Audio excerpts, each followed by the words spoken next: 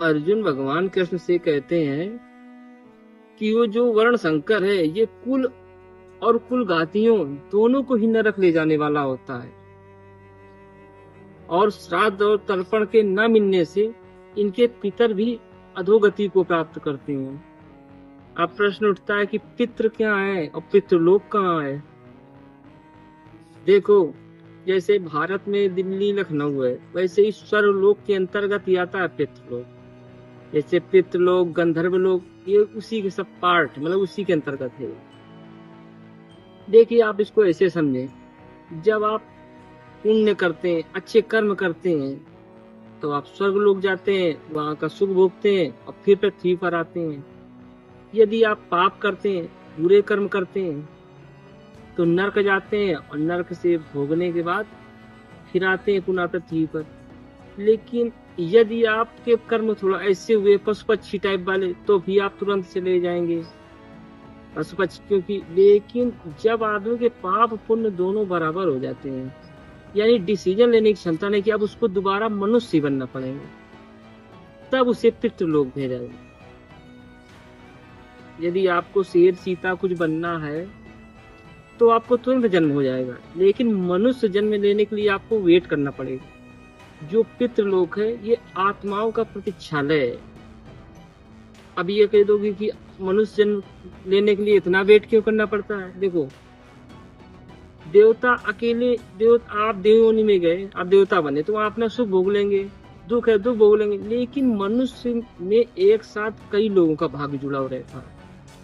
मनुष्य के लिए संयुक्त परिवार है। जैसे किसी को फांसी हुई तो उसके माता पिता को दिक्कत हुई, पत्नी पुत्र भाई बहन, इनका क्या दोष था। तो ऐसे ही वहाँ सबके भाग्य मिले जुले होते हैं। जब आप पितरलोक में होते हैं तो वहाँ आपको ऐसे माता पिता मिलने चाहिए, आपके इतने पुत्र होने चाहिए, ये ऐसा भाई होना चाहिए, यानी जब वो ऐसी स्थिति बनती है तब आपका जन्म होता है। इसलिए वहाँ वेटिंग रखा जाता है। पितृलोक का एक दिन और पृथ्वी पर 1 वर्ष के बराबर होता है। इसलिए जो हम वार्षिक श्राद्ध तर्पण करते हैं वो पितरों को रोज मिलता है, क्योंकि समय काल की गणना सब जगह अलग अलग होती है। और पितृलोक देव योनि में आते हैं, मतलब देवतुल्य होते हैं, पूजनीय होते हैं।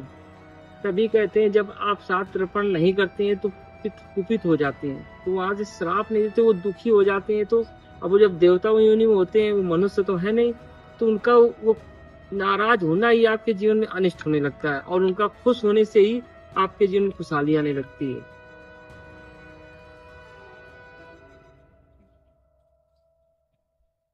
अब लोग कहेंगे कि यहाँ से तुम पितृलोक को कैसे भेज देते हो, मतलब खाना मिल जाता है, जैसे यहाँ से तुम अमेरिका तक पैसा भेज देते हो, फोन कॉल कर लेते हो।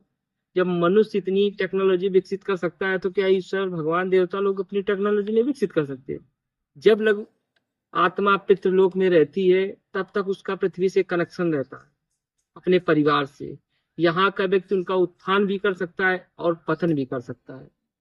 आप उनको करेंगे तो उनको बल मिलता है यहाँ से। अच्छा, वहां उन्हीं पितरों का पतन होता है जो यहाँ से मोह रखते हैं, श्राद्ध तर्पण की आकांक्षा रखते हैं, उन्हीं का पतन होता है। कहते कुछ पितर वहां खुशी रहते हैं, क्योंकि वो अपना मोह माया कम होती है तो अपना वहीं बैठे हैं। लेकिन कुछ लोग जो मोह माया रखते हैं वो ज्यादा परेशान रहते हैं। अब कुछ लोग कहेंगे मुस्लिम समुदाय तो नहीं करता श्राद्ध तर्पण, उसका क्या होगा। अरे उसके पूर्वज ने उसके लिए कभी नहीं किया, ना उन्होंने किया, तो उनको कोई दिक्कत नहीं। जब वहां वो जाते हैं तो वो नव आकांक्षा रखते हैं, तो वो जहां है वहीं बने रहते हैं। लेकिन जिनके माँ बाप तर्पण करते रहे, वो मर गए, उनके पुत्र नहीं करेंगे, तो उनको दिक्कत होती है। और जो दूसरे समुदाय को होती है, इनको तर्पण नहीं करते, उनकी स्थिति एक सी रहती है। लेकिन जो तर्पण करते हैं ऐसे उनको बल मिलता है, वो जहाँ है उससे ऊंचे पद पे वो चले जाते हैं। लेकिन वो जिनको श्राद्ध तर्पण नहीं किया जाता, उनके भाग्य एक समान रहता है। वो जैसे कर्म थे उनकी वजह यहाँ से कर्म बढ़ाए घटाए जा सकते हैं। आप अपने पितरों को ऊंचे भी तार भी सकते हैं, नीचे भी ला सकते हैं कर्मों के द्वारा, मतलब सब कुछ यहीं से हो सकता है। टेक्नोलॉजी है, लेकिन अभी कलयुग है, चीजें मानने न मानने में नहीं चल रही। कुछ लोग मानते हैं, नहीं मान रहे। हिंदू धर्म में मानते हैं, उसमें भी सब नहीं मानते। वर्ण संकर संतान में धार्मिक बुद्धि नहीं होती, क्योंकि वह बिना नियम आचरण के खुद पैदा हुआ, तो वो ज्यादा नियम आचरण का पालन नहीं करता। जैसे रावण की माता कैकसी थी, पिता विश्रवा ऋषि थे, तो वो संस्कार ज्यादा बातचीत नहीं मानती, न ज्यादा कुल परंपरा पर ध्यान देती है। और ऐसे लोग लिहाजा अगर श्राद्ध तर्पण करते भी हैं बिना मन भाव के, तो ऐसे लोग पितृ लोग स्वीकार भी नहीं करते, उनको मिलता नहीं श्राद्ध तर्पण। वर्ण संकर संतान का श्राद्ध तर्पण पितरों को नहीं मिल पाता, इससे पितृ फिर कुपित हो जाते हैं, इसलिए और परिवार में दिक्कतें आती हैं। चलिए श्लोक 41 कंप्लीट हो गया।